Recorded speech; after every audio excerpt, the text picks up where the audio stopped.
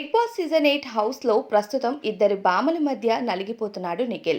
నిఖిల్ ప్రస్తుతం ఒక క్లాన్‌కి చీఫ్‌గా ఉన్నాడు. ఆ క్లాన్‌లోనే సోనియా అలానే యష్మి గౌడ కొనసాగుతున్నారు. 4వ వారం నామినేషన్స్‌లో యష్మి గౌడ సోనియాని నామినేట్ చేసి తగిన రీజన్సే చెప్తుంది. నేను నిన్ను నామినేట్ చేయడానికి రీజను నువ్వు నిఖిల్ క్లాన్‌లో ఉన్నప్పుడు వాళ్ళు ఏ తప్పు చేసినా మాట్లాడవు. అదే పక్క క్లాన్‌లో ఉన్నప్పుడు మాట్లాడుతూ ఉంటావు. ఎందుకంటే అప్పుడు వాళ్ళ తప్పు ఉంది, లేదు అనే మాటలు మాత్రం బయటికి రావు. ఎప్పుడు నిఖిల్ పృథ్వీ ఇద్దరిని నువ్వు ఒక బాడీ గార్డ్స్‌లా మెయింటైన్ చేస్తావు అన్నట్టుగానే మాట్లాడింది.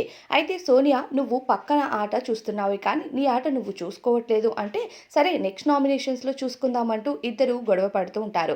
తర్వాత యష్మి ఎమోషనల్ అవుతూ ఉంటే నిఖిల్ అక్కడికి వెళ్లి ఆమెను హగ్ చేసుకొని నువ్వు చాలా స్ట్రాంగ్‌గా మాట్లాడావు. అంతే స్ట్రాంగ్‌గా ఉంటావనుకున్నాను కానీ ఇలా ఎమోషనల్ అవుతావని ఎక్స్‌పెక్ట్ చేయలేదు యష్మి అనేసరికి పక్కనే ఉన్న సోనియా మాత్రం దీన్ని తట్టుకోలేకపోతుంటుంది. ఎందుకంటే బిగ్ బాస్ సీజన్ 8 మొదలైనప్పటి నుంచి నిఖిల్ సోనియాతో ఎక్కువగా కనిపించాడు. సోనియాకి అన్ని విషయాల్లో సపోర్ట్ చేశాడు.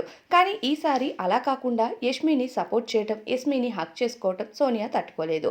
దానితో పాటు ఒకరిని సేవ్ చేసే అవకాశం నిఖిల్‌కి బిగ్ బాస్ ఇస్తే నైనికని సేవ్ చేశాడు కానీ సోనియాని సేవ్ చేయలేదు. అప్పుడప్పుడు నిఖిల్ కూడా చాలా బ్రెయిన్ గేమ్ ఆడతాడని అనిపిస్తుంది. కానీ సోనియాతో గొడవ పెట్టుకోవడం ఎందుకు అని కాంప్రమైజ్ అవుతూ ఇక నిఖిల్ ముందుకు వెళ్తున్నాడు. అయితే సోనియా విషయంలో ఇక సోనియా, యష్మి ఇద్దరు నిఖిల్ క్లాన్‌లోనే ఉండటం, ఎవరికి సపోర్ట్ చేయాలి అన్నది నిఖిల్‌కి కూడా అర్థం కాకుండానే పోతుంది.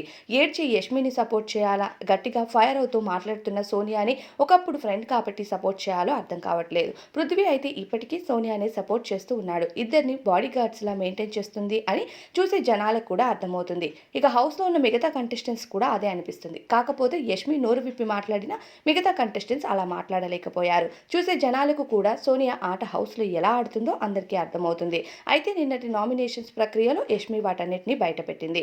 అయితే ఈ లేడీ టైగర్ లాగా ఆడుతుంది యష్మి అంటూ ఇప్పటికే టాక్ అయితే వస్తుంది. సోనియాకి ఓటింగ్ అనేది చాలా తక్కువ కూడా పడుతుంది. మరి ఈ వారం ఎవరు ఎలిమినేట్ అవుతారు? సోనియాపై మీ అభిప్రాయం కామెంట్స్‌లో చెప్పండి.